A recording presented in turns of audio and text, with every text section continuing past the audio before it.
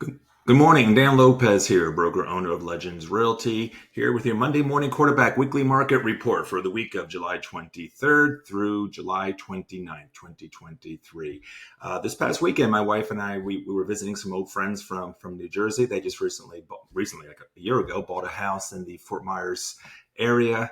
Brand new home, absolutely stunning, beautiful. They just had their pool finished, and so they made us feel very welcomed, and it was just really good catching up with them and seeing their joy and their happiness and all the success in their lives. I don't know about you, but I love it. I absolutely love it when I get to see friends of mine succeeding and doing well in their lives. So really happy for them. And thank you again, Phil and Renee, for a wonderful weekend.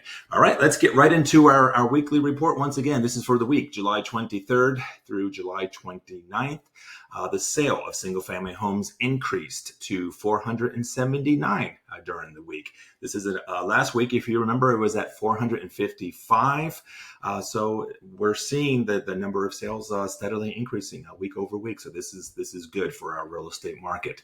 The median price of single family homes. When we talk about the median price, it's the same number of homes that have sold above this number that have sold below this number. A little bit different from average. The median price of single family homes increased to 430,100, a change of very small change because it was actually at 430,000 the week previously, so it increased by $100.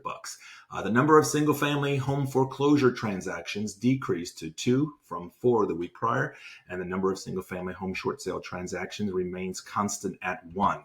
So the single family home inventory continues to creep up ever so slightly. Once again, this is good. This is good for our real estate market. It makes it a little bit more balanced, a little bit more neutral. So we are now sitting at 4,127. This is just ever so slightly a little bit more than 2 months of real estate market inventory. What's considered a good, healthy real estate market inventory is going to be about 3 to 4 months. So because of that, still very much considered a seller's market, more demand than availability of inventory. But nevertheless, we're seeing a pattern here, aren't we, where it continues to increase week after week. So that's very good for our market.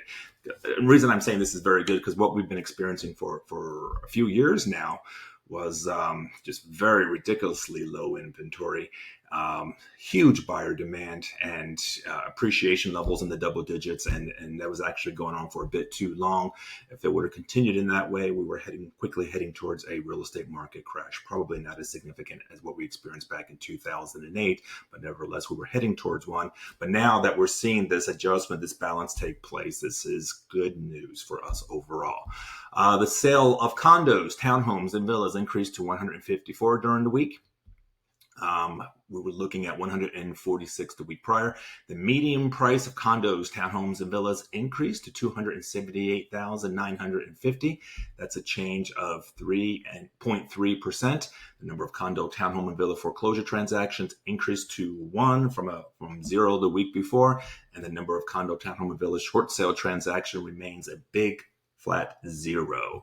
Condo inventory also increased by 19 and now sits at 1,648. So again, what does this all mean? Well, what we've been saying for the last few weeks continues to be a seller's market, not as unbalanced as it had been in years past. It's more neutral, more buyer opportunities. It's a good time for buyers to be able to go out and perhaps be able to protect themselves better with appropriate contingencies in the offer.